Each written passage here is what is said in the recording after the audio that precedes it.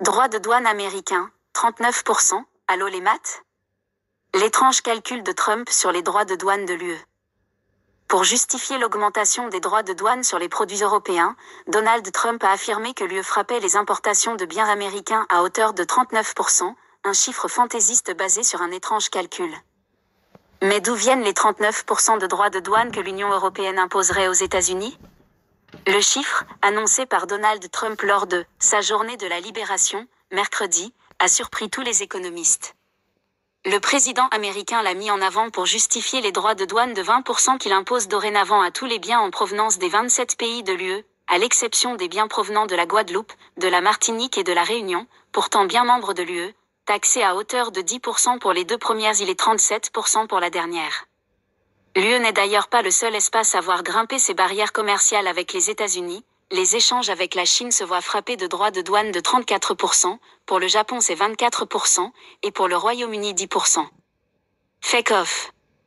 Ces 39% annoncés par la Maison-Blanche ne correspondent à la réalité des droits de douane imposés par l'UE. Ceux-ci sont en moyenne de 5% pour les produits américains, indique la Commission européenne à 20 minutes, même si cette moyenne est à nuancer. En effet, il existe différents taux entre les produits, certains n'étant d'ailleurs pas du tout frappés de ces fameux droits de douane.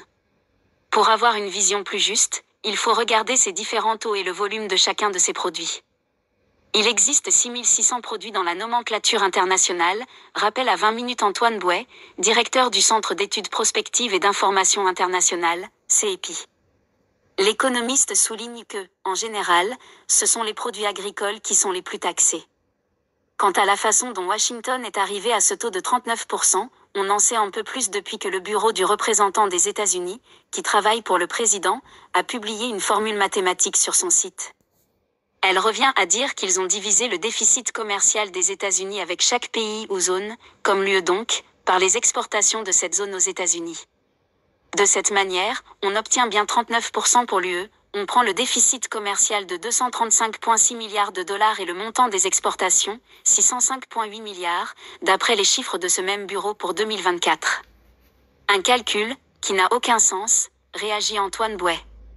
Malgré la publication de cette formule, Washington affirme qu'ils ont appris d'autres paramètres en compte pour calculer les droits de douane qu'appliqueraient les autres pays aux produits américains.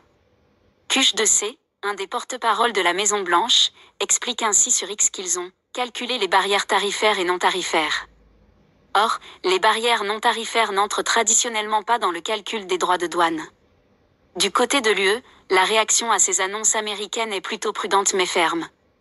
Sophie Primas, la porte-parole du gouvernement français, a avancé que les 27 pays de l'Union envisagent d'attaquer les services numériques américains.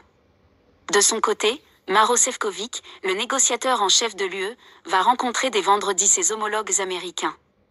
S'il espère un débouché favorable à ces pourparlers, il ajoute que « nous ne resterons pas inactifs si nous ne parvenons pas à conclure un accord équitable ».